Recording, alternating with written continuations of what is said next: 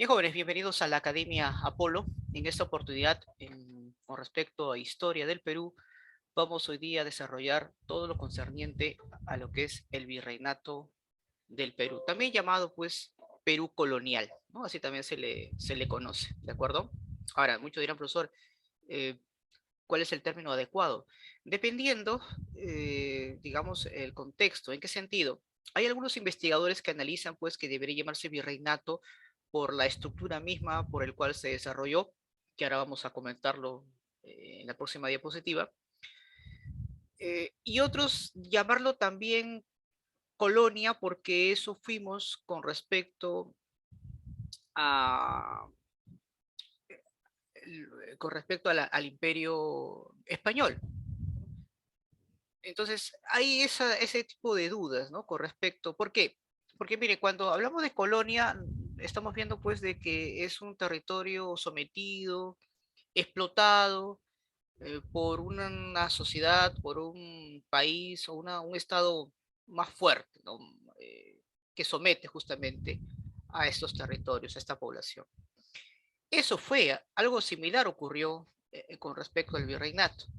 ¿Por qué? Porque el término virreinato comprende pues a un territorio, a un lugar, un espacio donde se va a administrar directamente o va a ser administrado directamente por un estado centralista como era España.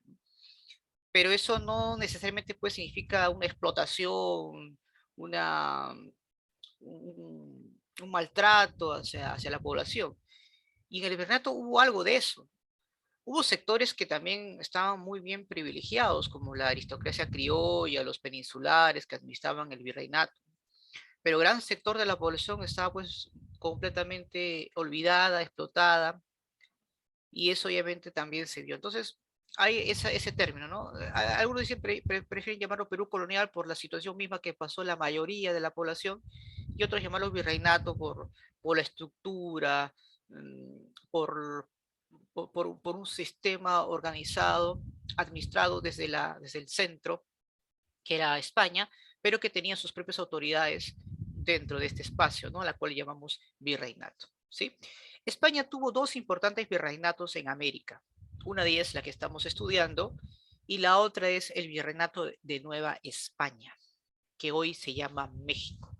El virreinato de Nueva España pues ocupaba todo lo que es México, gran parte o una gran porción de lo que fue Estados Unidos o lo que es Estados Unidos y toda Centroamérica, ¿no? Antes no existían los países de Centroamérica, estos fueron creados ya post-independencia, ¿correcto? Entonces, de hecho, pues el virreinato de Nueva España era gigantesco, pero el virreinato de Perú en sus inicios también abarcaba pues casi toda Sudamérica, ¿no? Entonces, eso es importante siempre mencionar. Bien, vamos entonces rápidamente a ver cómo así se formó el virreinato del Perú. Observen, mire, el virreinato del Perú tiene pues, como ustedes pueden ver, según la línea del tiempo, casi 300 años de existencia. Y durante esos siglos gobernaron dos dinastías. La dinastía de los Habsburgo o Casa Austriaca, que fue sin duda la época de mayor esplendor del virreinato del Perú, que abarcó pues grandes territorios. Y luego va a estar bajo el dominio de la Casa de los Borbones o de la dinastía de los Borbones o Casa Francesa, ¿correcto? En la cual ya empieza pues una etapa de decadencia, para que al final pues España deje de lado sus colonias y pueda Inglaterra intervenir sobre estas nacientes repúblicas. Con España hemos dejado de tener, hemos dejado de ser, hemos dejado de ser dependientes económica y políticamente, pero luego empezamos a depender económicamente justamente del Imperio Británico, ¿no? Hasta más o menos el inicio de la Primera Guerra Mundial, estamos hablando de la primera década del siglo XX, para luego, pues, para que luego, en este caso, los británicos cedan esa posición o esa influencia que tuvo en América Latina a los Estados Unidos, ¿correcto? Muy bien. Y la influencia de Estados Unidos actualmente está obviamente declinando. no es todavía notorio porque claramente pues América Latina nunca va a dejar de depender de Estados Unidos, al menos no por un largo periodo de tiempo, pero su hegemonía a nivel internacional y mundial sí ha ido decayendo. En fin, lo importante es que aquí tres cosas que tenemos que tomar en cuenta. Primero, el virreinato estuvo bajo el control de dos importantes dinastías o casas europeas, la de los Habsburgo y la de los Borbones. Cabe resaltar que durante la dinastía de los Habsburgo fue la etapa más de mayor esplendor del virreinato del Perú, por su extensión territorial, por el poder que habían adquirido los criollos, aristócratas, los peninsulares, por la importancia que tuvo el puerto del Callao, que fue el único en todo el virreinato. Tenía pues el monopolio absoluto del comercio marítimo, por el cual el Tribunal Consular de Lima o aquellos que le integraban eran pues hombres muy ricos, adinerados. Pero el virreinato pues tiene todo un antecedente, ¿no? Vamos a ver rápidamente cómo esto se formó. A ver, cuando los españoles, encabezados por Pizarro y sus huestes, digamos, junto con el apoyo de los grupos locales y las contradicciones internas por parte del Imperio Inca, pues el Tahuantinsuyo se destruye. Eso lo hemos conocido la semana pasada, ¿verdad? Cuando estudiamos las contradicciones del Imperio del Tahuantinsuyo. Muy bien. Sobre la base del Imperio del Tahuantinsuyo, o el Imperio Inca, se van a formar dos gobernaciones. En realidad hubo tres, pero los interesa solamente saber de dos, porque estas dos se formaron de lo que fue el Imperio del Tahuantinsuyo. ¿Cuáles son esas dos gobernaciones, profesor? La de Nueva Castilla, que va a estar a cargo de Francisco Pizarro, ¿correcto? Y Nueva Toledo, bajo la dirección de Diego de Almagro, ¿no? Los socios, ¿no? De la conquista, por así decirlo. Bueno, algunos dicen que esto no es una conquista, es una invasión, y tienen razón, ¿verdad? Porque estas conquistas o esta forma de encuentro entre dos mundos fue de manera violenta. Pero bueno, lo importante acá es que van a empezar problemas entre ambos líderes, entre Pizarro y Almagro, básicamente o principalmente por la posición del Cusco. Lo que pasa es que Diego de Almagro había ido a ver su nueva gobernación, que era Nueva Toledo, que ocupaba pues toda la parte sur de lo que fue el imperio del Tahuantinsuyo. Estamos hablando del paralelo de la región actual de Ica hasta Chile. Y bueno, cuando Almagro pues va a inspeccionar ese lugar y no encuentra absolutamente nada, más que un suelo desértico, pueblos belicosos que los hostigaban constantemente y no podía pues regresar o no podía aprovechar la gobernación que le habían entregado. Y es donde él decide pues tomar la posesión del Cusco, que en realidad pues no estaba completamente definido. La corona española no había establecido a quién le pertenecía el Cusco principalmente, ¿no? Pizarro asume que le pertenece, que está dentro de sus límites. Y empieza pues obviamente una discusión que entre una guerra civil. Y sabemos pues que en esta guerra civil el que pierde dicha batalla va a ser Diego de Almagro. Pero no va a ser la única, van a sucederse pues otras guerras básicamente por el control del Cusco y por la posesión de tierras, a la cual pues se llaman encomiendas. ¿Qué son las encomiendas, profesor? Es una porción de tierra que el español se le atribuye o se apropia, pero no solamente hablamos de tierras, hablamos pues también de indígenas, de pobladores que van a estar sometidos bajo el control del encomendero, ¿no? Que es el que se apropia de la tierra. Y este tipo de reparto fue hereditario, ¿no? El español pues repartía sus tierras a sus hijos, estos hijos a los hijos de sus hijos, en fin, ¿no? Esto va a ser de manera pues eh, por herencia. La corona española se había dado cuenta de que el poder de los encomenderos había crecido enormemente, incluso se temía una separación ¿no? de la metrópoli, es decir, que las gobernaciones que se habían formado eh, iban pues a tener un gobierno autónomo, y eso es correcto. O sea, el temor de la corona española era real. Los encomenderos habían adquirido mucho poder. Y además, pues la metrópoli quería aprovechar, quería explotar mejor los recursos que había justamente en sus dominios. Por eso es que decide eliminar las gobernaciones, sacar del poder a los encomenderos y establecer un gobierno centralizado.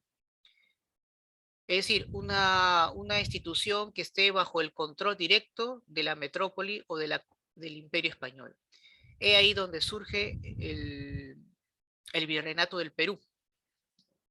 Esto también hay que añadir, pues, que paralelo a las guerras civiles entre españoles, entre los encomenderos y la corona española, también pues había un enfrentamiento entre un grupo importante, principalmente de la dinastía de Huáscar, o bueno, de los Hanan, de la panaca de Huáscar, que es Manco Inca y sus hijos, para resistir frente al embate de los españoles.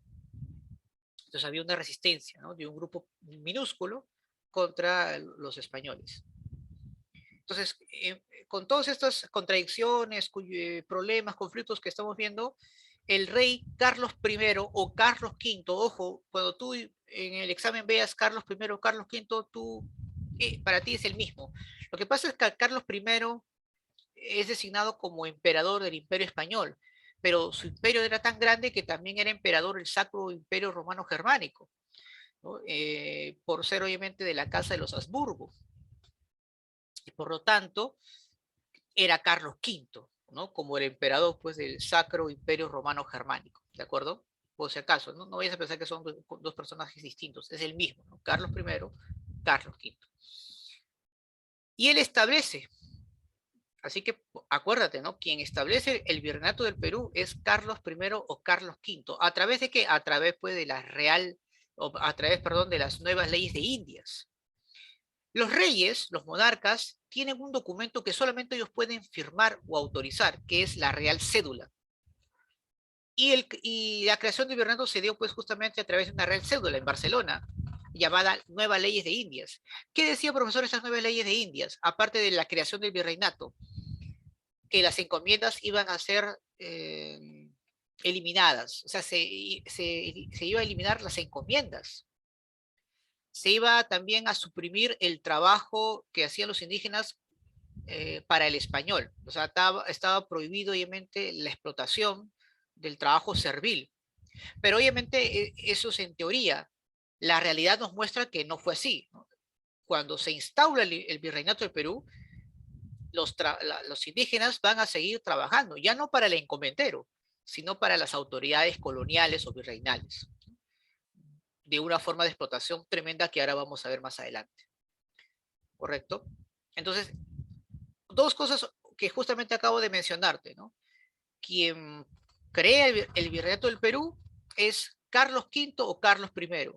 El propósito principal, jóvenes, es sin duda, pues, tener un mayor control directo de los recursos económicos, principalmente de tierras, metales preciosos y mano de obra. Entonces, ese fue el virreinato, una forma de gobierno, una institución que administrado por autoridades que van a eh, rendir cuentas directamente a la corona española. ¿Y quiénes son esos representantes? En ese caso, el representante máximo es el virrey. Y aquí llega el primer virrey. El primer virrey del Perú, jóvenes, fue Blasco Núñez de Vela. Y él justamente llega para poder implementar justamente lo que el rey Carlos había eh, promulgado en su Real Cédula.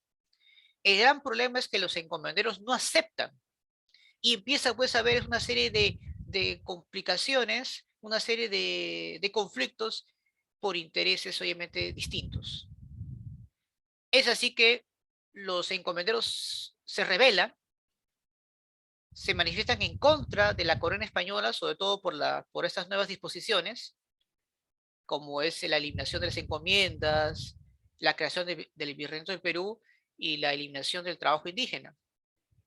Y empiezan un enfrentamiento. Producto de ese enfrentamiento, pues el virrey Blasco Núñez de Vela es ejecutado por los encomenderos, que en ese momento estaba bajo el liderazgo de Gonzalo Pizarro. Ya Francisco, Diego de Almagro ya habían muerto.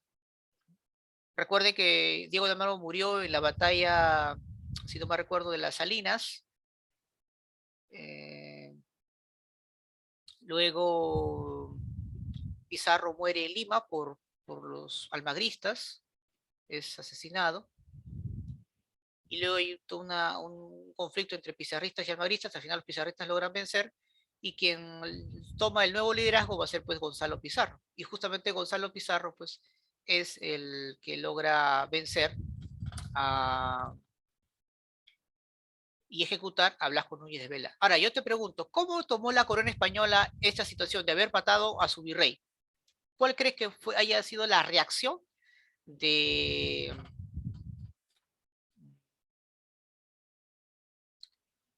de Carlos ante esa situación? ¿Se hubiera quedado con los brazos cruzados? ¿Qué hubieras hecho tú si hubiera sido Carlos? A ver, cuéntame. Tras la muerte de su primer virrey. Mandar a otro. Claro, pero ahorita pues no eran tiempos de mandar a un virrey, sino que, porque claro, si Carlos se ha enterado que mató a su virrey, quiere decir que los encomenderos no creen en nadie. Entonces, ¿qué es lo que hace? Eh, Tratan de buscar a una persona que pueda lograr, primero, dividir a los pizarristas y luego poder obviamente derrotar a sus líderes, a sus principales líderes, y ejecutarlos. Y así va a ocurrir. Hay que recordar pues que eh, la corona española envía, ¿no? Envía a una serie de funcionarios importantes para poder obviamente acabar con este problema, ¿no? Uno de ellos, pues, es el pacificador Pedro de la Gasca, no sé si se acordarán, a ver un poco así, recordando un poco de historia del Perú en tiempos del colegio. ¿Y quién era otro personaje importante? ¿Se acuerdan o no? Aparte de Pedro de la Gasca, ¿quién era? A ver, ¿quién creen que haya sido? A ver.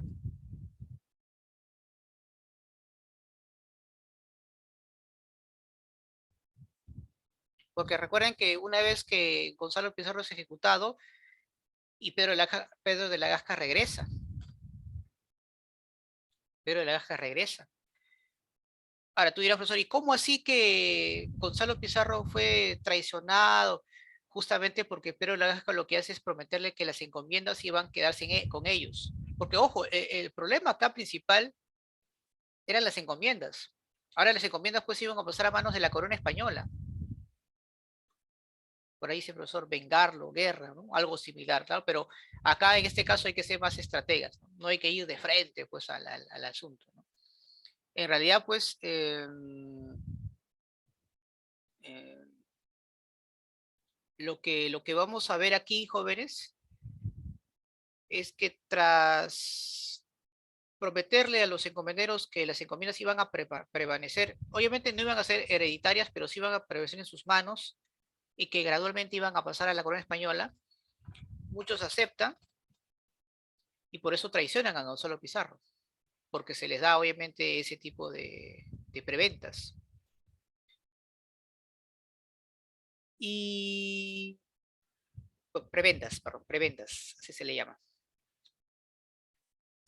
Ahora, el gran detalle es que no todos recibieron con mucha satisfacción, o que esas promesas por parte de la Gasca eh, fue completamente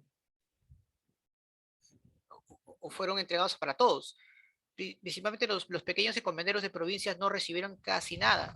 Por eso que van a volver pues, a rebelarse contra, contra los, en este caso contra la corona española. Va a haber pues una nueva rebelión de los encomenderos, pero de un grupo pequeño de encomenderos que se van a rebelar contra la corona española. Ahí pues donde se da pues una serie de guerras tremendas, donde la Real Audiencia pues logra obviamente vencerlo. En fin, esto es muy, muy importante, ¿no? Antes pues vino Vaca de Castro para obviamente ejecutar al hijo de Diego de Almagro, que justamente había intentado recuperar el poder, ¿no? Frente a los pizarristas, en fin. Se dice pues que hubo varias guerras civiles, 4 guerras civiles, pero lo importante es que estos fueron por temas de intereses económicos, por las encomiendas y principalmente contra la corona española. Y la corona sabiamente lo que hace es obviamente primero dividir a esos grupos, separarlos, hacerlos que se enfrenten entre ellos, dándoles promesas, muchas de ellas que no se llegaron a cumplir. Pero lo importante para el virreinato, para la corona española era establecer justamente el virreinato, cueste lo que cueste. Y eso obviamente así se dio. Pero su establecimiento pues no fue inmediata, ¿no? Tuvieron que pasar pues años todavía para que el virreinato pues pueda consolidarse. Recién, durante la llegada del quinto virrey, que es Francisco de Toledo, el virreinato va a empezar a cumplir sus funciones como corresponde. ¿De acuerdo? Por eso es que en algunos exámenes de admisión preguntan quién fue el gran organizador del virreinato del Perú y tú vas a responder Francisco de Toledo. Él, digamos, fue el artífice importante por el cual el virreinato empieza pues a empezar ya a cumplir con las funciones que la corona española que la corona española requería. ¿De acuerdo? Eso es fundamental. Por eso, pues, que aquí hablamos de las reformas toledanas. Ahora, si te das cuenta, tú dirás, profesor, pero hay unas cosas, profesor, yo no entiendo. ¿Por qué Toledo habla del tributo indígena? ¿Por qué Toledo habla sobre la mita? Yo tengo entendido, pues, que la mita era un trabajo que se hacía en tiempo de los incas. Correcto. Miren, Toledo aplicó como parte de su administración muchos elementos que ya se estaban dando en el tiempo de los incas.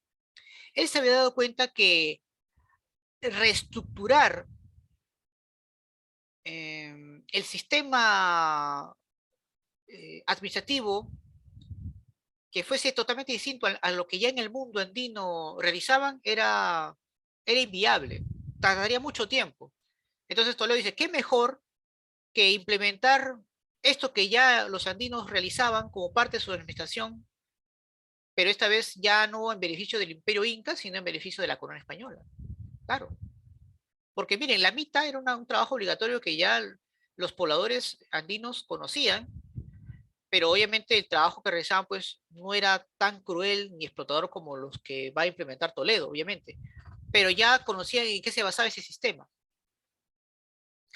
Es como, por ejemplo, cuando yo quiera controlar una población y esa población yo sé que habla mayoritariamente un idioma, pues yo no voy a hacer, para poder tener un mayor control, no voy a imponerle pues un idioma totalmente distinto, ajeno a ellos. Tengo que buscar acá un idioma que más o menos todos ellos puedan comprender o entender. Si es que obviamente quiero tener un mayor control inmediato, obvio. Y Toledo aplica justamente muchas de los elementos de control social, como la mita, por ejemplo, uno de ellos, al virreinato. Ahora tú dirás, profesor, ¿y cómo es que Toledo ha hecho eso? Que era un conocedor del mundo andino. Bueno, no tanto así, pero antes que fuese virrey, él recorrió gran parte del territorio de que fue el del Tahuantinsuyo. Y poco a poco empezó a entender un poco el sistema administrativo del incanato. No todo, obviamente, pero algo de ello sí pudo lograr. Y por esa razón va implementando algunos elementos que antes eran incaicos, que ahora pues lo van a asumir en tiempos de virreinato, como el caso de la mita, por ejemplo, ¿correcto? Entonces, eso es algo un logro que se le atribuye pues a Francisco de Toledo. Y bueno, pues muchos de estos impuestos, obviamente, principalmente eran para abastecer a la burocracia virreinal, porque lo que la corona mayormente exigía era la entrega de los metales preciosos. ¿De acuerdo? Por ejemplo, cuando hablamos del pago del tributo indígena, era pues sin duda un pago que tenían que hacer estos pobladores por su fuerza de trabajo, que por lo general pues era un pago prácticamente irrisorio, mínimo, pero aunque se les pagase así, parte de su dinero que había logrado tener, tenía que pues dar en beneficio de las arcas fiscales de la administración colonial. Lo mismo pasa con la mita, en especial pues la mita minera, porque acá hubo tres formas de explotación, la mita minera, la mita obrajera y la mita de plaza, que lo vamos a ver más adelante. La mita minera pues obviamente consiste pues en reclutar mano de obra para la explotación de las minas, que fue la actividad más importante del virreinato, la mina, la minería, ¿correcto? Profesor, ¿qué son las reducciones? Bueno, el mundo andino tenía la siguiente característica, jóvenes, tener distintas poblaciones. Como Toledo quería, obviamente, reclutar, Toledo lo que buscaba era que paguen impuestos. Toledo lo que quería era tener mano de obra para las minas. Entonces, lo que hace es eh, a todos estos pueblos los reubica en un solo lugar para que, obviamente, reconcentrarlos a todos ellos y ahí poder cobrarles impuestos, reclutar gente para la mitad. Este tipo de medida o de acción que va a tomar Toledo, de reubicar a la población en un solo lugar, se llaman reducciones. Lo anoto ahí por si acaso sé que te vienen en las preguntas de examen de admisión, ¿no? Reducciones. ¿De acuerdo? Y ahí es donde pues obliga a la población a seguir ciertos lineamientos occidentales, como por ejemplo la vestimenta, la religión. Miren, cuando tú te vas a provincia o de repente estés aquí y ves, por ejemplo, a estas personas que tienen su sombrerito, su trajecito, su chalequito, su pollera, eso no es una vestimenta netamente andina, jóvenes. Es una vestimenta que las autoridades españolas obligan a los indígenas a vestirse para que puedan más o menos asimilar lo que, o en este caso adaptarse o imitar a las costumbres occidentales que había, por ejemplo, como en España. Por ejemplo, en España tienen esa costumbre, ¿no? De ponerse ese trajecito, chalequito, su pañuelito, ¿no? Entonces, cuando tú te bailas tu guainito, por ejemplo, y tú ves ahí a la persona que hace su zapateo, con su pantaloncito, la chica ahí con su pollerita, ¿no? En verdad, pues no son, digamos, vestimentas propias de los Andes, ¿no? Sino son vestimentas que se les impuso, se les obligó a las indígenas en tiempos de la colonia, ¿no? Y esto obviamente se ha vuelto una costumbre, ¿no? Pero a veces tenemos la idea de que ese trajecito, ese es típico andino, no es así, no es así.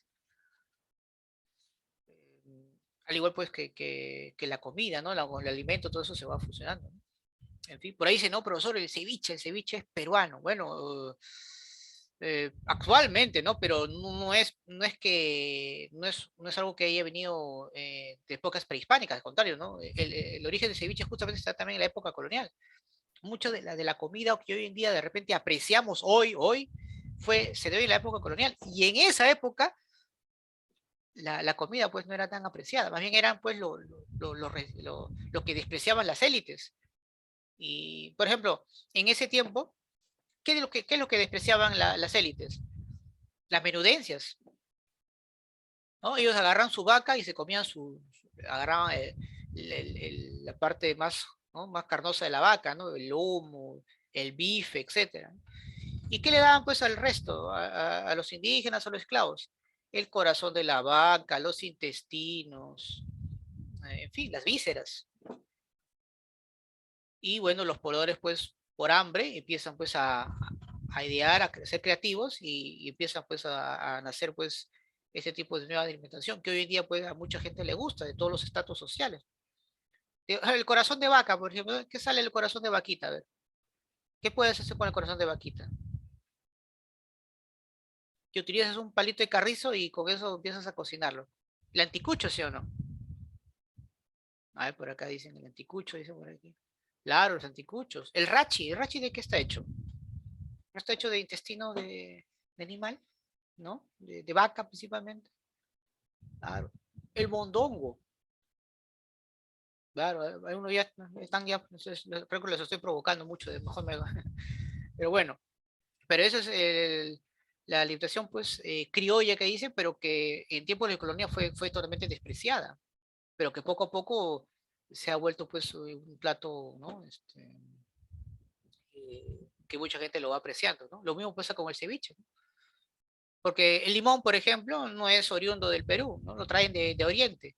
Solamente que acá cuando se cultiva, empieza pues de acuerdo a la zona, al lugar, principalmente en Piura, el limón pues empieza a adquirir un sabor ácido, ¿no?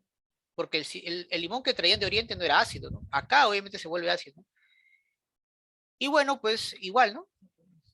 Los pescadores, los esclavos, de lo que sus amos le traían, ellos comían las menudencias, los retazos pues del ceviche o del pescado, ¿no? El cebo, de ahí viene ceviche, ¿no? La ceviche, cebo. Bueno, pues entonces que bueno, pues no tengo nada, tengo pues retazos de pescado, lo que me ha sobrado mi amo. Bueno, agarraré un poco de limón, le echaré, y ya está. Y salió, y, sal, y salió el ceviche.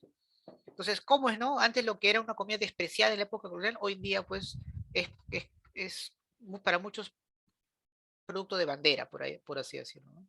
En fin. Lo mismo pasa con el vino, ¿no? El vino también lo traen los españoles, la uva, ¿no? Sino que acá, obviamente, por el clima, por la región, el vino, pues, se vuelve una exquisitez. Pero en tiempos prehispánicos, la gente no bebía vino. ¿Qué bebían, por ejemplo, los antiguos peruanos, por ejemplo? Cerveza tampoco, ¿no? La cerveza viene de Alemania. Ellos bebían, pues, la chicha de jora, por ejemplo, ¿no? Por supuesto. En fin. Pero toda esta fusión que hoy en día apreciamos proviene de la época colonial y con el paso del tiempo también, ¿no? La República, porque van a haber pues nuevas migraciones de los chinos, japoneses, italianos, etcétera. En fin. Como tú puedes apreciar acá, joven o jóvenes, observen qué dice acá, apogeo colonial. ¿De qué dinastía estamos hablando? Estamos hablando, pues, sin duda, de los Habsburgo. España pues logra acumular una gran cantidad de metales preciosos y establece un monopolio comercial. Ellos creían en una doctrina económica llamada el mercantilismo, aunque los españoles llamaban esto bullonismo. Profesor, ¿y qué es el mercantilismo? Bueno, esta doctrina consiste en que aquel país es próspero si acumula mayor cantidad de riquezas, es decir, metales preciosos. Y el Perú y España se va a preocupar enormemente de explotar a sus colonias. El problema está, jóvenes, de que muchos de estos metales preciosos que iban como destino a España, en el trayecto eran atacados por piratas y corsarios, mayormente pagados, financiados por la corona británica y por los holandeses, que también codiciaban el oro y plata que los españoles traían de sus colonias. ¿Correcto? Claro, entonces eso es muy importante. Pero sin duda, pues España va a ser sin duda la primera potencia del mundo. En ese momento, pues Inglaterra no era lo que luego vamos a conocer. España, pues su imperio era gigantesco. Tenía colonias en América, en Asia, Oceanía, por ejemplo, pues en ese momento, pues otra de sus colonias era Filipinas, ¿no? Filipinas. Por eso es que cuando se da, pues se celebra Santa Rosa de Lima. A ver, ¿qué fecha se celebra Santa Rosa de Lima? A ver, ¿se acuerdan o no? ¿En qué mes? Ahí? Solamente quiero saber en qué mes nada más. ¿En qué mes se celebra Santa Rosa de Lima? A ver, vamos, cuéntame. Coméntame, a ver. A ver. Agosto, ¿sí o no? Claro. También en Filipinas se celebra Santa Rosa de Lima, pues, es su patrona. ¿Se dan cuenta? Claro, porque obviamente en Filipinas, pues, antes de ser colonia de Estados Unidos, fue colonia de España, pues. Claro, entonces ahí, pues, en Filipinas hay muchos devotos de Santa Rosita, Santa Rosa de Lima, en fin. Bueno, como España pues tenía todo el apogeo, tanto militar, económico y político, pues todo tipo de resistencia contra la corona y contra el virreinato era imposible. No se podía efectuar. Tenía todo el poder, aparte que la élite criolla limeña estaba muy bien posicionada, no tenía cargos importantes en la administración colonial, es cierto, pero gozaba de muchos privilegios. Es más, tenían el control total del comercio marítimo a través del Tribunal Consulado de Lima, ¿de acuerdo? Y bueno, pues el aparato burocrático se expande, pero hay un detalle. La corona española eh, deja que sus autoridades coloniales empiecen a tener cada vez mayor autonomía. ¿Y eso qué implica? Que en ocasiones, no todo lo que le entrega la corona española es real. En sentido de que, por ejemplo, si yo tenía que extraer cierta cantidad de metales preciosos y tenía que llevar a España totalmente parte de ese cargamento, se quedaba en el virreinato. Profesor, usted me está hablando de corrupción. Bueno, son funcionarios públicos. Por supuesto, acá pues el aparato burocrático colonial se llega a expandir, empiezas pues se empieza a comprar cargos públicos. Hay un impuesto, por ejemplo, se llama la lanza, que es un impuesto para poder tener un cargo importante público, ¿no? Pero claro, no hablamos pues de ser autoridad máxima, ¿no? Como un virrey, porque recuerden que durante los 40 virreyes que hemos tenido, ninguno fue criollo, todos eran españoles, pero podrías tener un cargo importante dentro del aparato colonial, del aparato burocrático colonial. Entonces, ahí pues, en este tiempo se incrementa la corrupción de funcionarios, en esta época. ¿Por qué? Porque la corona española deja mucha autonomía a sus colonias, a sus autoridades coloniales. Eso fue durante la época de los Habsburgo. Por eso que España también, aparte de su retraso económico, empieza pues a perder fuerza. Ya Inglaterra, Alemania, perdón, Inglaterra y Holanda habían crecido enormemente. ¿Por qué? Porque habían dejado esta doctrina del mercantilismo y más bien estaban pasando a una fase superior, que era pues el mercantilismo, perdón, era el industrialismo, segunda fase superior del capitalismo. Recuerdo que el capitalismo tiene tres fases: mercantilismo, industrialismo e imperialismo, ¿no? En este caso Inglaterra estaba ya formando, gracias a los metales que había adquirido de España, se estaba dando pues, tenía ahora suficiente capital para poder formar lo que es el industrialismo, ¿no? Que es la producción, la transformación de los recursos en bienes y servicios. Y España se estaba estancando. España creía que solamente con la adquisición de metales preciosos era suficiente para hacer potencia, y no es así. Los cambios ya se estaban dando. Es por eso que cuando llegan los Habsburgo, perdón, cuando llegan los Borbones al poder, se dan cuenta que España estaba muy atrasada, que sus colonias estaban haciendo lo que se le dé las ganas. Entonces empieza pues a poner cierto orden, ¿no? El objetivo de los Borbones era que España nuevamente recupere su hegemonía y para ello pues va a aplicar una serie de medidas que va a afectar directamente a sus colonias. Esas medidas pues se van a llamar reformas borbónicas, que también lo vamos a ver más adelante. ¿Y eso por qué se dio, profesor? Porque España está en una crisis profunda, ¿no? El aparato, la corona española y su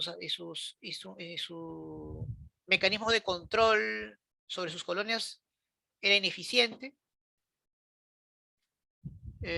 Los metales preciosos que venían a España no sabían cómo poder aprovecharlo adecuadamente por los cambios que se estaban dando en esa época. Había pues mucha evasión tributaria, en la cual sus colonias no entregaban las mercaderías como corresponden. Y va a haber un tiempo pues que la producción minera también decae. Y acá un dato importante que justamente les mencioné: la corrupción de funcionarios, ¿no? Se va a notar tremendamente en esa época. Ya el poder político de los criollos había adquirido pues enorme importancia, ¿no? Y eso preocupó pues a la corona española.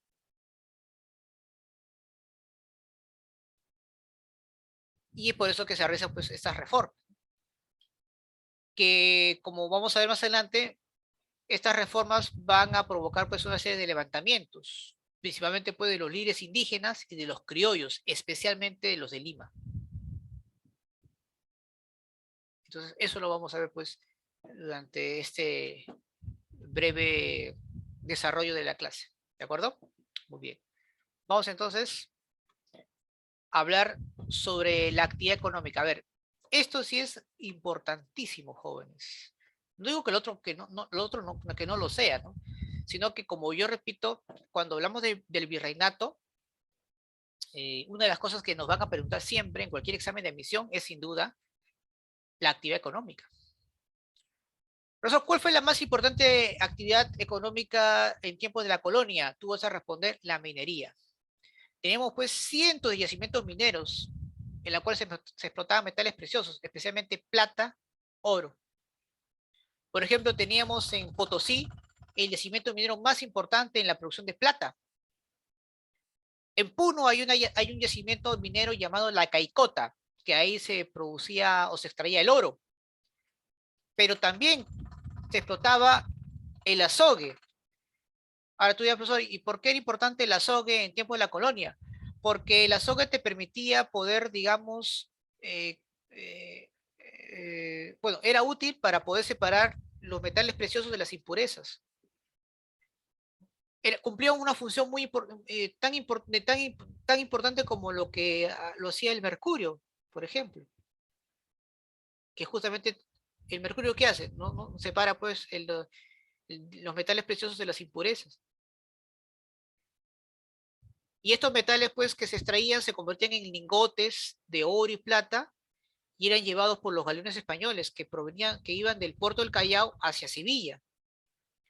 Pero claro, primero pasaban por dos puertos transitorios o secundarios o auxiliares, como Cartagena y Portobelo. Pero el puerto más importante del Virreinato del Perú y de toda Sudamérica era el puerto del Callao, y que estaba bajo control de los criollos de Lima, a través del Tribunal Consulado de Lima. El otro puerto más importante, por eso, estaba en Nueva España, México, Veracruz. Entonces tenían el control monopólico. Esa es la otra característica de la economía en esa relación entre España y sus colonias, un monopolio comercial. Solo España podía comercializar con sus colonias. Ningún otro país podía comercializar con las colonias de España. Estaba prohibido. Y bueno, en esa época pues España era una potencia, entonces ningún país se la iba a atrever pues a desobedecer. ¿De acuerdo? Ahora, como tú puedes apreciar ahí, existió un importante tráfico comercial. Las colonias le proporcionaban a España metales preciosos y España, a su vez, exportaba o importaba a América, a sus colonias, esclavos. Claro, no es que España se haya dedicado pues al tráfico de esclavos, sino que habían otros países que cumplían esa función y que le vendían a España esclavos para que puedan ser llevados a América. Por ejemplo, primero fueron los portugueses y luego los ingleses. Te hago una pregunta, ¿por qué los españoles traen esclavos o traen a los africanos de la zona occidental como esclavos a América? ¿Cuál es el propósito? ¿Por qué trajeron esclavos aquí? A la minería. ¿Para la minería? Sí, porque había escuchado que los indios no tenían la capacidad para trabajar y debido a eso comercializaron esclavos chinos, africanos, tipo así. Ya, vamos a ir por partes. Para empezar en minería, todos los que trabajaban eran indígenas, porque ellos sí conocían la zona, el lugar, aparte que ellos eran expertos en el área, ¿no? Solamente que las condiciones de trabajo eran terribles. Porque, ojo, en el antiguo Perú se extraían minerales, pero lo hacían obviamente de manera, por así decirlo, no constantemente, porque ellos los metales preciosos lo tenían para otra finalidad, mayormente religiosas, ¿correcto? Más bien los esclavos traían aquí, en primer lugar, por la baja mano de obra que se dio durante la conquista o durante la invasión española. Por ejemplo, en la parte de Centro y Sudamérica, por las enfermedades que trajeron los españoles, murieron millones de personas. Entonces la producción, la mano de obra bajó, disminuyó tremendamente. Y muchos de estos esclavos también empezaron a trabajar en las haciendas, principalmente en la costa, en la producción de algodón, de azúcar, en la producción de la vid, para las uvas, etcétera. Lo que me mencionas acerca de los chinos, eso ya después, cuando Ramón Castilla decreta la libertad de los esclavos, entonces ante la falta de ello, porque ya los esclavos se habían liberado, los asentados están preocupados porque necesitaban pues más mano de obra para explotar sus haciendas y también para la explotación del guano, ¿no? Entonces, y eso es algo muy después. En el caso del Norteamérica, muchos indígenas pues preferían suicidarse antes de, de ser esclavizados. Por lo tanto, también la población disminuyó y es por eso que los colonos norteamericanos importan esclavos también, ¿correcto? Y importan de los ingleses, que eran pues los más importantes distribuidores de esclavos en el mundo. La fortuna de los británicos principalmente se dio a la venta de esclavos. Y eso lo dicen las autoridades virreinales. Hace poco, por ejemplo, el príncipe Carlos, cuando fue invitado pues a una ceremonia, parece que para celebrar la independencia de Barbados, que es una de las últimas colonias del Imperio Británico, él menciona, ¿no? Y en su discurso donde él dice pues de que Inglaterra está bajo la oscuridad pues de su pasado por todas las cosas y atropellos que hizo en épocas, ¿no?, anteriores, y él es consciente pues de que el Imperio Británico basó su fortuna principalmente en el tráfico de esclavos y en la explotación de sus colonias, ¿correcto? Entonces básicamente por esa razón, ¿no? Y también porque Inglaterra pues presiona a España para que pueda obviamente traer esclavos porque ese era su negocio también. Eso lo vamos a ver en las reformas borbónicas, ¿ya? Porque la importación de esclavos se da pues todavía mucho después, ¿no? Durante la dinastía de los Habsburgo, perdón, de los Borbones, ¿no? No llegan acá muchos esclavos, digamos, a inicios, ¿no? Salvo en algunos sectores de Centroamérica, donde obviamente era importante importar esclavos, porque hay que recordar pues que gran parte de Centroamérica, muchas tribus indígenas fueron arrasadas, exterminadas completamente. Y por esa razón pues traen obviamente esclavos ante la falta de mano de obra, no tanto porque eran más habilidosos o capaces. Al contrario, ellos temían mucho que los indígenas puedan obviamente ocupar todos los cargos. Los españoles, por ejemplo, preferían que un esclavo monte un caballo que un indígena. ¿Por qué? Porque el indígena pues conoce su territorio. Y si le damos un caballo, pues podríamos hacer pues que este indígena pueda tener un poco más de habilidades de lo que podamos controlar. Por esa razón. En fin. Muy bien. Ahora, ¿qué más, profesor? ¿Qué otra característica tiene el aspecto económico? Muy bien. Por ejemplo, jóvenes, eh, habían dos importantes instituciones que controlaban el monopolio comercial. Una de ellas era la Casa de Contratación de Sevilla. Era una importante institución muy poderosa que va a velar justamente por el control del monopolio comercial.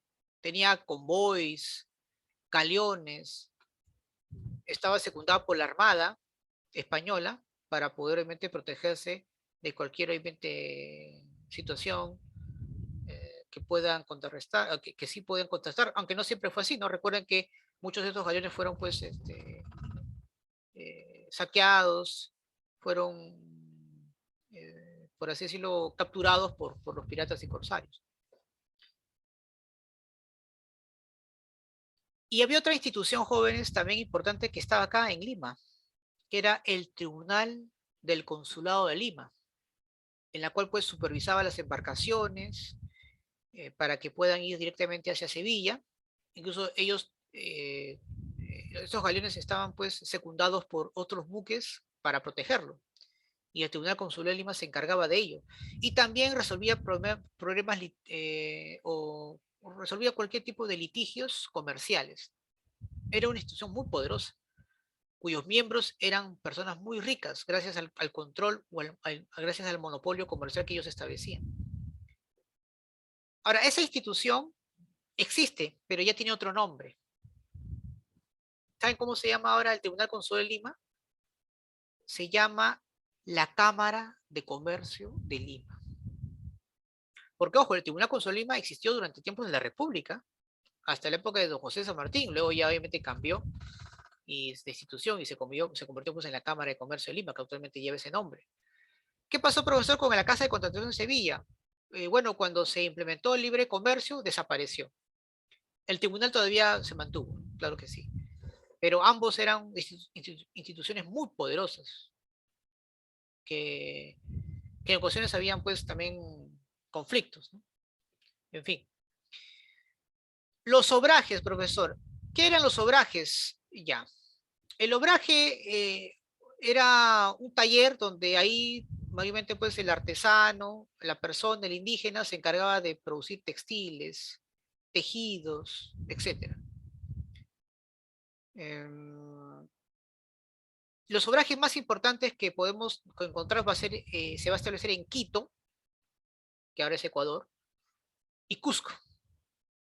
Son los obrajes más importantes en la época colonial. Pero obviamente esto era solamente para el consumo local.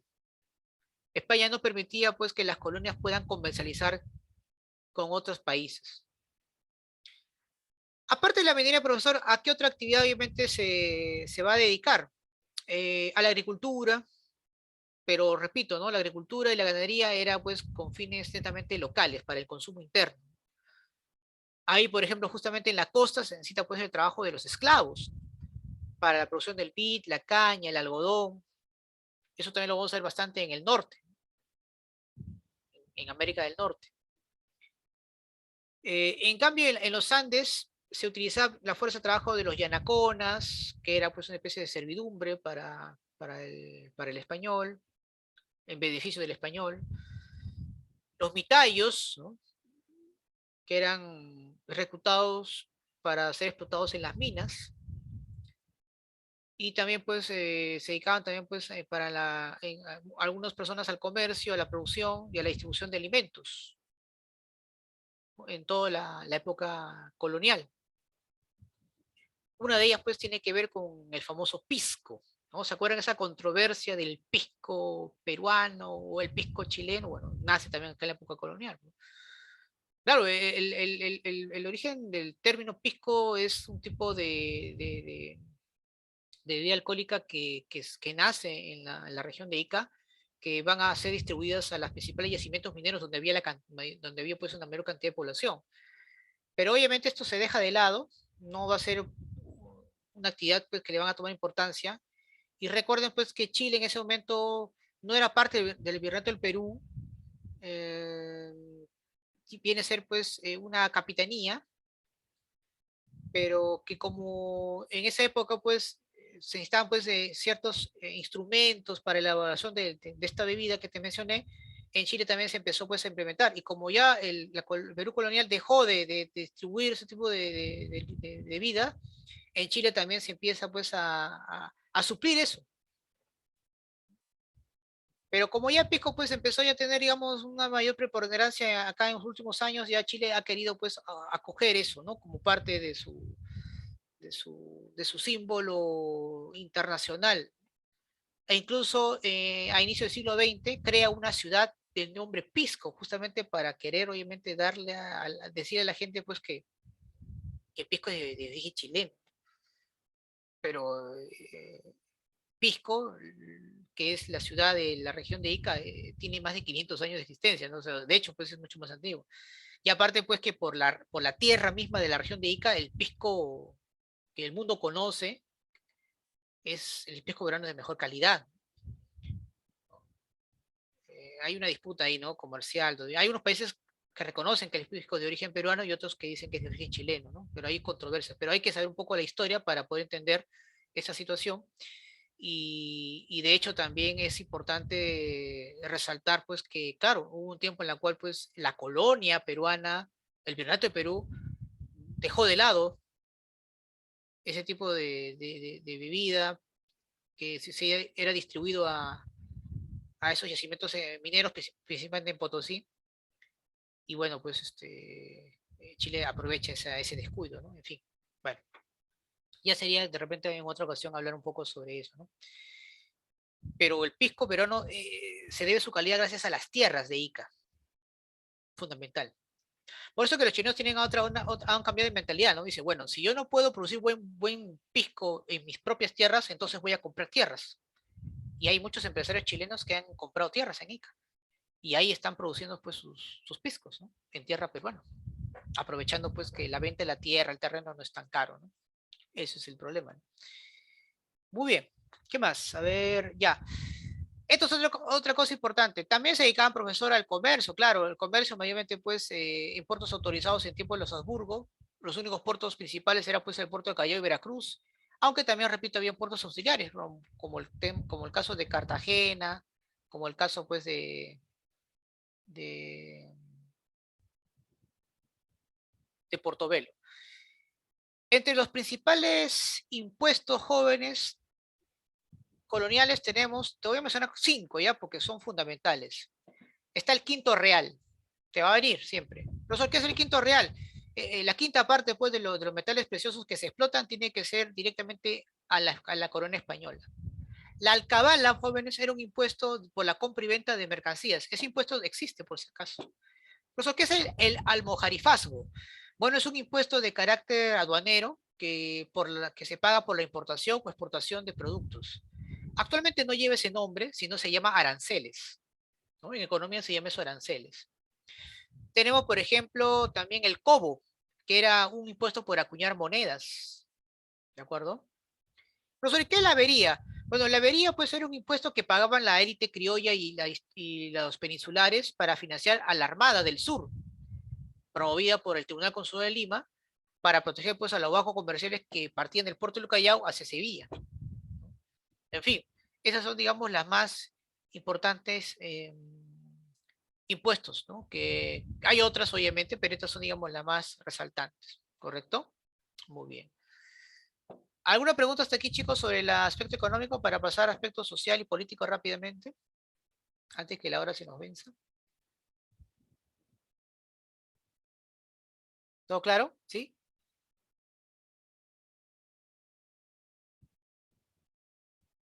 Muy bien, vamos a ver entonces. Vamos a hablar ahora sobre la sociedad colonial. A ver, claro, este es algo interesante. Se dice, pues, que la sociedad colonial peruana era estamental. No tanto así, jóvenes. ¿Ah? No era como la Francia que hemos estudiado previo a la Revolución Francesa, ¿no?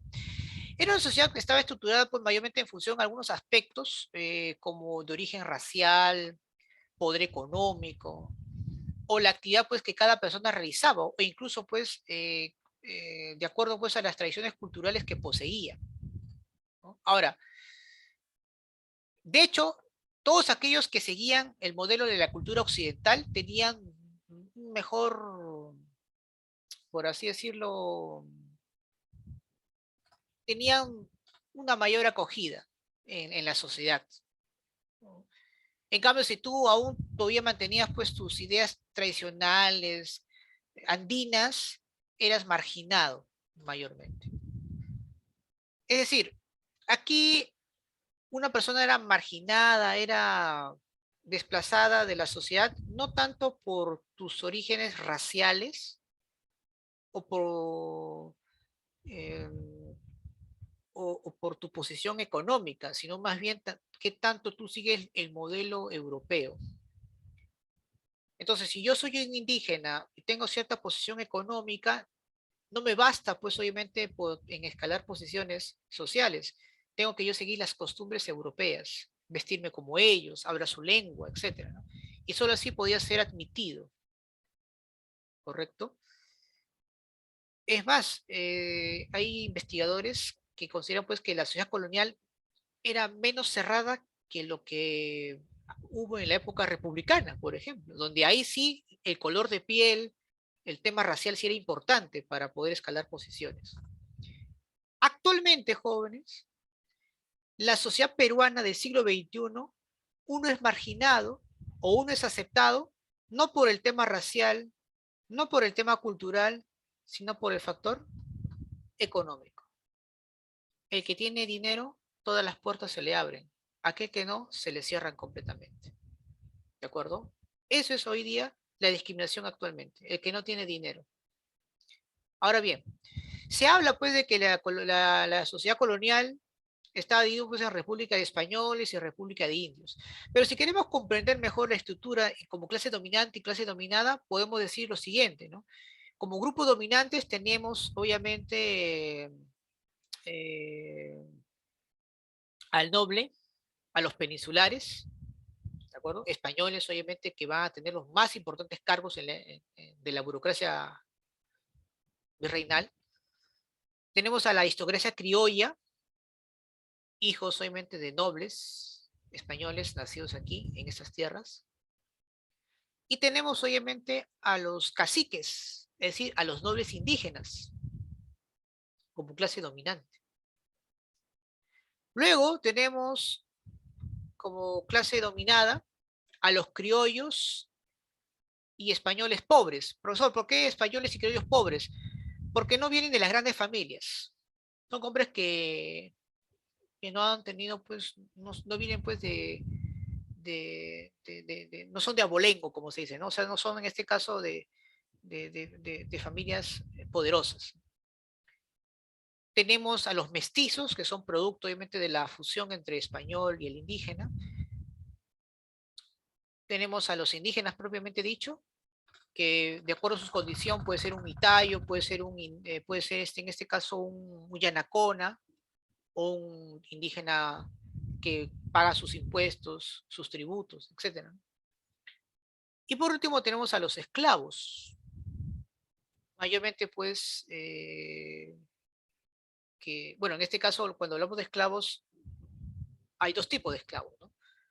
Los esclavos recién llegados se le conoce como esclavo de bozal, y a los esclavos ya que están buen tiempo aquí en América se le conoce como esclavo ladino.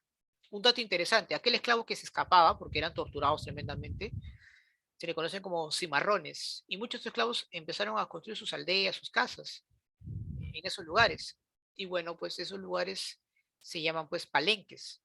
Y aquellos lugares que son chiquititos, lugares, no digo aldeas, sino un lugar donde vivían pues 3, 4, 5 individuos, pero así de manera así escondidas, se le llamaban huariques, ¿no? De ahí viene la palabra huarique, pues, ¿no? Tu lugar escondido, ¿no? En fin. Ahora, otra cosa importante hablar de la sociedad peruana, jóvenes, es que producto de esta mezcla que vamos a tener, por eso que, como yo te mencioné, aquí no, el estamento, digamos, no fue tan notorio, ¿no? Porque hubo otras formas también de restricciones, pero la mezcla justamente permitió pues la diversidad de razas, por así decirlo, de nuestra sociedad peruana. A esto pues se le conoce como castas, ¿no? De ahí viene pues el mestizo, el mulato, el sambo, el cuarterón, el tercerón, el cholo, etcétera, etcétera, ¿no? Son obviamente mezclas que se van a dar. Ahí el origen de nuestra raza peruana, ¿no? La mistura racial que tenemos en la actualidad. De ahí, pues, recuerden que el gran literato Ricardo Palma dice, ¿no? El que no tiene de Inga, tiene de Mandinga, ¿no? Y es correcto, ¿no? Acá nadie puede decir, pues, soy oriundo de tal familia, porque en realidad, pues, durante largo tiempo, pues, hubo una serie de mezclas ahí, tremendamente, ¿no? Y eso se notó bastante en la época colonial. Algo que de repente no hemos visto en otros lugares, pero acá sí, mayormente, ¿no? Rápidamente, chicos, entonces vamos a hablar sobre la organización política. Miren acá. Bueno, cuando hablamos de la organización política, jóvenes, recuerden que vamos a encontrar acá dos elementos fundamentales, ¿no? Por un lado tenemos la administración metropolitana encabezada por el rey. Recuerden que el rey pues es el que tiene máximo poder, sus poderes, es un rey absolutista. Y durante la época colonial, recuerden pues que hubo dos dinastías que gobernaron el virreinato del Perú: la de los Habsburgo entre el siglo XVI y XVIII, y la de los Borbones entre el siglo XVIII y siglo XIX, ¿no? Tenemos el Consejo de Indias, que en este caso, aparte de asesorar al rey, se encargaba pues de diseñar las políticas administrativas y leyes en las colonias, aparte de proponer pues autoridades coloniales. La Casa de Contratación de Sevilla ya lo conocen, cuál fue su función, se encargaba básicamente de velar por el control comercial, ¿no? Más bien es una institución más que todo económica que política. Ahora vamos a hablar sobre la administración colonial. En este caso pues tenemos al virrey, ¿no? Fue la máxima autoridad colonial, presidía pues la Real Audiencia sin voz ni voto, obviamente. Ahora, la función principal del virrey, jóvenes, es asegurar pues que los metales preciosos lleguen a España, ¿no? Esa era su función más importante. La Real Audiencia fue el máximo tribunal de justicia dentro de la colonia. ¿Por qué? Porque el Consejo de Indias va a estar por encima de la Real Audiencia, ¿no? Y va a estar a cargo de oidores o magistrados expertos en leyes y derechos. Los corregimientos es una especie de provincia del virreinato que va a estar al mando de un corregidor. Y este corregidor tenía la función pues de cobrar impuestos a los indígenas, reclutarlos con la ayuda del cacique para llevarlos a las minas, ¿no? A que cumplan esa actividad. Los cabildos, en este caso, se encargaban pues de la administración de los centros urbanos, de las ciudades. Era como una especie de municipalidades, que justamente va a estar a cargo de un alcalde con sus regidores, ¿no? En esa época, pues, eran 2 alcaldes y su mandato era de 1 año nada más, ¿no? Ahora son 4, mucho, pues. Y con sus regidores, obviamente, ¿no? El Barayoc era como una especie de alcalde, pero el alcalde de los indígenas, ¿no? Del pueblo, mayormente. Profesor, con respecto a sus manifestaciones culturales, bueno, en educación pues era elitista, memorista, dogmática, mayormente estaba a cargo de los jesuitas y de los dominicos, y obviamente solamente en su mayoría pues podían ser educados la élite. Por ejemplo, en las universidades solamente eran admitidos los criollos, o sea, los aristócratas criollos y la nobleza peninsular. Los colegios mayores estaban reservados solamente para la élite criolla y también para la nobleza peninsular, que también recibían pues una educación, aquellos que no podían aspirar a las universidades. Ahora, los colegios menores sí se les admitió a los criollos y a los españoles pobres y también a los mestizos, pero al resto de la población no fue así. Y luego tenemos al colegio de caciques, que solamente eran emitidos a los hijos de los nobles, hijos de los nobles caciques nada más, ¿no? Y que estaba bajo el control principalmente de los jesuitas, ¿de acuerdo? En cuanto a pintura, bueno, ahí resalta pues mucho los elementos culturales hispánicos y andinos, obviamente hay una función, igual que la pintura, ¿no? En pintura, por ejemplo, destaca pues la escuela cusqueña, ¿no? En cuanto a arquitectura, bueno, destaca pues mayormente el estilo barroco. Ahí podemos encontrar pues, por ejemplo, importantes obras de dicho estilo en el Paseo de las Aguas, en el distrito del Rímac, la Plaza de Toros de Hacho, la Catedral de Lima, por ejemplo, la Iglesia de la Merced, etcétera. Y el cementerio Presbítero Maestro, ¿no? El primer cementerio que tuvimos tiene un estilo barroco, por ejemplo. Entonces, esto, digamos, es algo que también vamos a destacar. Vamos a terminar rápidamente, chicos. ¿Ya? Denme solamente unos 5 minutos para poder, obviamente, hablar sobre las reformas borbónicas, ¿no? Y con eso terminamos. Sí, sí. Ahora, en 5 minutos terminamos esto, ¿ya, chicos? 5 o 7 minutos. A ver, profesor, ¿qué son las reformas borbónicas? Bueno, fue un proceso, obviamente, de cambios que va a ser promovido por la dinastía de los Borbones jóvenes para poder reestructurar el imperio español, ¿no?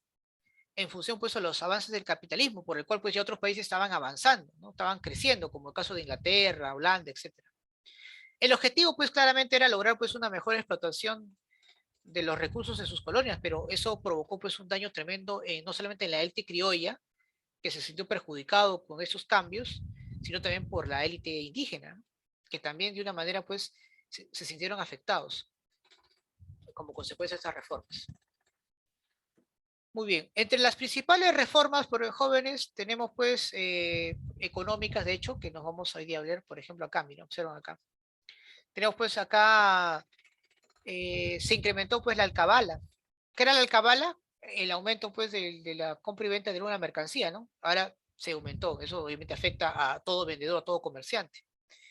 Se aperturan nuevas aduanas, por lo tanto, pues si yo antes tenía una relación comercial en el sur o en el norte, que antes solamente pagaba una determinada cantidad de impuestos, ahora tengo que pagar más porque ahora van a haber nuevas aduanas. Eso le afectó, por ejemplo, a Tupac Amaru II, ¿no?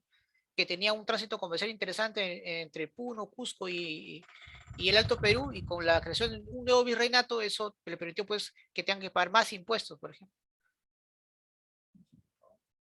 Eh, entonces, Está lo que es, por ejemplo, el navío de permiso, el navío de asiento, que era que favorecía a los ingleses, ¿no? Por ejemplo, el navío de permiso consistía pues que un barco inglés ahora puede llevar una mercadería pues a los principales puertos auxiliares que le pertenecía a la colonia española. El derecho de asiento era pues que Inglaterra obligaba a los españoles a que le compren esclavos para que puedan ser distribuidos a las colonias, por ejemplo. Y el navío de registro era pues que cualquier barco, inglés, holandés, de otra nacionalidad, puedan ingresar al mercado de las colonias de España con solamente registrándose. Y cuando implementa el libre comercio, prácticamente pues España permite pues que otros países puedan comercializar con sus colonias. En fin, ¿no? En cuanto al aspecto político o las reformas políticas, está pues la creación de nuevos virreinatos, de La Plata, el virreinato de Nueva Granada, se forman capitanías como la Capitanía de Caracas, la Capitanía de Chile, se sustituyen los corregimientos por los graves hechos que se habían dado en épocas anteriores, y estas van a ser reemplazadas por las intendencias. Y aquí pues se prohíbe la venta de los cargos públicos, que justamente te mencioné, ¿no? Oye, tú tienes un cargo importante, ya cómo es paga corrupción, pues, ¿no? Ellos estaban preocupados por la corrupción. Y bueno, la expulsión de los jesuitas, pero la expulsión de los jesuitas jóvenes fue el pretexto fue que ellos estaban alentando una serie de rebeliones contra las autoridades coloniales, pero el asunto es que la corona española lo que buscaba era apropiarse de los bienes de los jesuitas, que habían acumulado mucha riqueza en los últimos años. Ese era el propósito, ¿no? Principalmente, ¿no? ¿Cuáles fueron las consecuencias, profesor, de las reformas borónicas? Bueno, se da pues un aumento de la presión fiscal colonial tremendamente, que de hecho desfavorecía a los colonos, perdón, favorecía a los comerciantes indígenas y comerciantes criollos. Va a haber una mayor explotación, ¿no? Sobre los indígenas, principalmente en la mitad, porque el imperio español quería tener más riqueza. Y eso va a perjudicar enormemente a la masa indígena que también se va a levantar contra ello. Y lamentablemente, pues los comerciantes limeños pierden hegemonía porque el puerto del Callao deja de ser pues exclusivo. Se van a formar nuevos puertos, Valparaíso, Caracas, Venezuela, Buenos Aires. Van a perder hegemonía la élite criolla limeña en Sudamérica. Eso perjudicó pues enormemente al Tribunal Consular de Lima, ¿no? Y bueno, pues y eso, como mencioné, debilitó pues el poder de los criollos peruanos en la región, ¿no? Principalmente. Bien, chicos. Eh, por respecto a la separata, ahí lo he dejado. No lo vamos a poder resolver por factor tiempo porque el tutor justamente quiere conversar con ustedes, ¿ya? Recordándoles pues que a las 11:20 tienen biología, así que, pero cualquier duda acerca de la separata que está ahí en la plataforma, no se preocupen, yo los puedo apoyar, no se preocupen de eso, ¿no? O en todo caso, de repente lo puedo resolver más adelante, en fin, ya depende de ustedes, no se preocupen, ¿no? Pero en estos minutos me gustaría cederle el espacio al tutor que quiere justamente conversar con ustedes un tema muy, pero muy importante, ¿sí? Permiso.